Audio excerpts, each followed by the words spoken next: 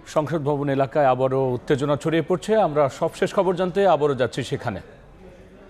সেখানে তাদেরকে ধাওয়া করা হয়েছে। আরও একটা সাউন্ড গ্রেনেড এই মুহূর্তে দেখতে পাচ্ছে যে আরও একটা সাউন্ড গ্রেনেড ছুঁড়েছে পুলিশ এবং আসাদ গেট থেকে এই পর্যন্ত আসতে প্রধান প্রধান সড়কের দিকে অন্তত 2 থেকে 3টে সাউন্ড গ্রেনেড ছুটতে দেখা গেল এবং আরেকটি দল আরেকটি এখানে আইনশৃঙ্খলা রক্ষা বাহিনীর আরেকটি দল তারা ধানমন্ডি 27-এর দিক থেকে ছায়ানটের যে রাস্তাটি আছে সেই রাস্তার দিকে গেছে, অর্থাৎ সেখানেও বেশ কিছু আন্দোলনকারীরা নিশ্চয়ই জড়ো হয়েছিল এবং সেখানে তাদেরকে নিবৃত্ত করার জন্য সেদিকে গেছে একটি দল। আরেকটি দল এখন এই মুহূর্তে প্রধান সড়কে অবস্থান করছে আসাদ গেট হয়ে।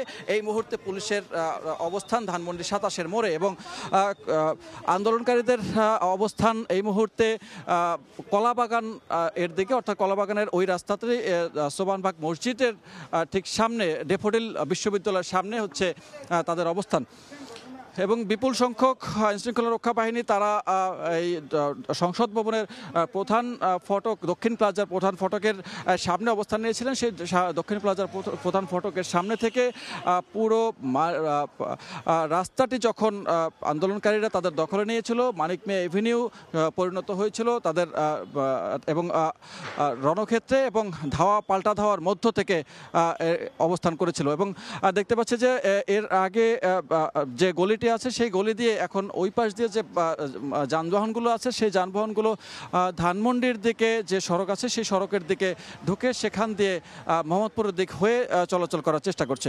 ওদিকে পুলিশ যান চলাচল স্বাভাবিক করতে এই মুহূর্তে দেখতে পাচ্ছে যে মানিক মিয়া এভিনিউর একটি সড়ক ছেড়ে দিয়েছে এবং সেখান থেকে যানবাহনগুলো এই পর্যন্ত এসে ধানমন্ডি 27-এ এসে এখান থেকে যেহেতু পুলিশের অবস্থান সেখান থেকে আবারও ঘুরে যেতে বাধ্য হচ্ছে এবং এরকম একটি পরিস্থিতির মধ্য থেকে আর কিছুক্ষণ পরে বিকাল 4টায় জুলাই সনদ স্বাক্ষর অনুষ্ঠান করার কথা।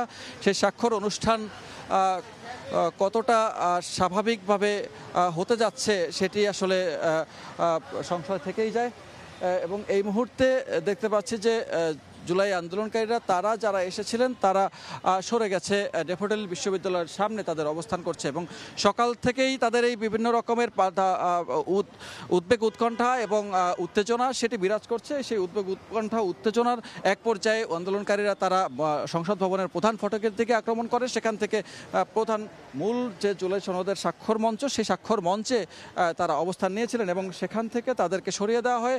তারপর থেকেই উত্তেজনা বাড়ছে এবং উত্তেজনা তুমুল এক পর্যায়ে বেশ উদ্বেগের সৃষ্টি করেছে এবং পুলিশের লাঠিচার্জের এর মধ্যে বেশ কিছু জন আহত হয়েছেন।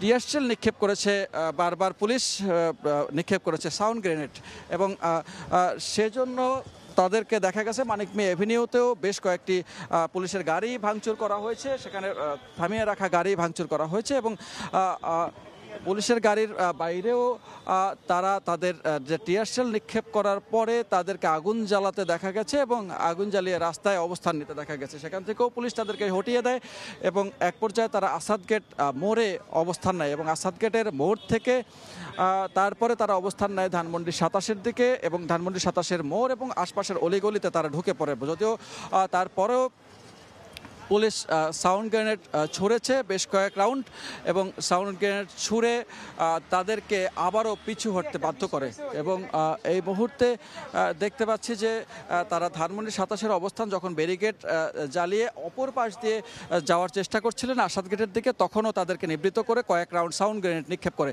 এবং তারপরে পুলিশ আবারও ধাওয়া দিয়ে তাদেরকে সরিয়ে দেয় এবং পুলিশ চেষ্টা করছে এই মুহূর্তে যে রাস্তাটি স্বাভাবিক চলাচলের গতি আনতে, যদিও রাস্তা স্বাভাবিক চলাচলের মতো অবস্থান নেই এবং পুলিশের এবং আন্দোলনকারীদের যে পাল্টা ধাওয়া চলছিল সেরকম একটি পর্যায়ে যে যানবাহনগুলো আছে তারা বিভিন্ন জায়গায় ঢুকে পড়ে। দেখতে পাচ্ছে যে পুলিশ আবারও দৌড় দিয়ে সামনের দিকে এগুচ্ছে এবং ডেফোডিল বিশ্ববিদ্যালয় ছাড়িয়ে তারা কলাবাগান শুক্রাবাদ মোড়ের দিকে নিয়ে যাচ্ছে তাদেরকে। কলাবাগান শুক্রাবাদ মোড়ের দিকে নিয়ে যাওয়ার ফলে তারা আরও দূরে সরে যাচ্ছে। তার অপর পাশে আমরা দেখতে পাচ্ছি শুক্রাবাদ মোড় থেকে যানবাহন স্বাভাবিক চলাচল রয়েছে, যানবাহনের স্বাভাবিক চলাচল রয়েছে এবং স্বাভাবিক চলাচলের দিকে তাদেরকে ঠেলে দেওয়া হচ্ছে। এবং আন্দোলনকারীরা যেখানে অবস্থান করছেন এই মুহূর্তে দেখতে পাচ্ছি যে পুরো সড়ক ফাঁকা অবস্থায় রয়ে গেছে, অর্থাৎ এই মুহূর্তে সেনাবাহিনীর একটি দল তারা যাচ্ছে কলেজ গেটের দিকে, অর্থাৎ সংসদ ভবনের পাশ দিয়ে আর অন্য আর একটি পাশে, এবং আইন শৃঙ্খলার ও রক্ষাকারী অন্য যে সদস্যরা আছেন তারা অবস্থান নিয়েছেন আন্দোলনকারীদের সামনে মুখোমুখি। এরকম একটি পরিস্থিতিতে পুরো রাস্তায় যান চলাচল বন্ধ, যদিও অপর পাশের যে যানবাহনগুলো আন্দোলনকারীদের হটানোর জন্য যে পুলিশ এসেছিলেন তার মাঝখানে পড়েছিল, তারা সেখান থেকে বের হয়ে যাওয়ার চেষ্টা করছে। পুলিশ যানবাহন চলাচল স্বাভাবিক করার চেষ্টা করলেও অবস্থা স্বাভাবিক নেই। মানিক মিয়া এভিনিউ থেকে এই মুহূর্তে আসাদ গেট পর্যন্ত রাস্তা খুলে দেওয়া হয়েছে, যার ফলে অপর পাশ থেকে যানবাহনগুলো এখান থেকে চলে যাচ্ছে, এবং যে কারণে দেখতে পাচ্ছি যে সেখান থেকে যানবাহন চলাচল করলেও ধানমন্ডি 27-এর এই রাস্তাটি এখনো পর্যন্ত স্বাভাবিক অবস্থা চলাফেরা করেনি। তবে এই মুহূর্তে দেখতে পাচ্ছি যে যানবাহন স্বাভাবিক চলাচলের জন্য এক পাশের রাস্তা ছেড়ে দিয়েছে পুলিশ, এবং অন্য আর এক পাশের রাস্তার মধ্যে ধানমন্ডি 27 নম্বরের ঠিক মোড়ে ব্যারিকেডগুলো উল্টে পাল্টে রাখা হয়েছে। এখনও আগুনের কুণ্ডুলি দেখতে পাচ্ছি, সেগুলো তুলে তারপরে যানবাহন স্বাভাবিক নিশ্চয় করতে হবে।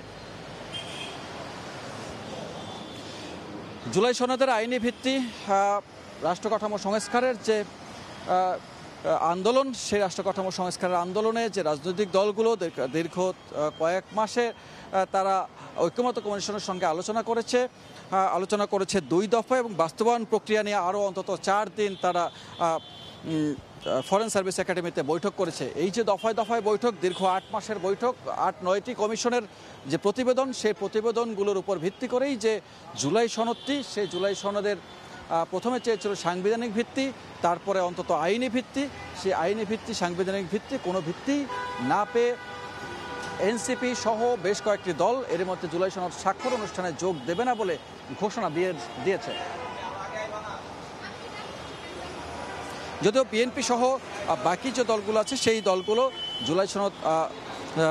জুলাই সনদ স্বাক্ষর অনুষ্ঠানে যোগ দেওয়ার কথা রয়েছে। উচ্চতর প্রতিনিধি দল যারা দেশি বিদেশি, তারা এই সংসদ ভবনের দক্ষিণ প্লাজায় যে মঞ্চটি করা হয়েছে সেই মঞ্চে তাদের আসার কথা রয়েছে, এবং বিকাল 4টায় এই সনদ অনুষ্ঠান। আমরা সরাসরি ছিলাম জাতীয় সংসদ ভবনের আশপাশের এলাকায়।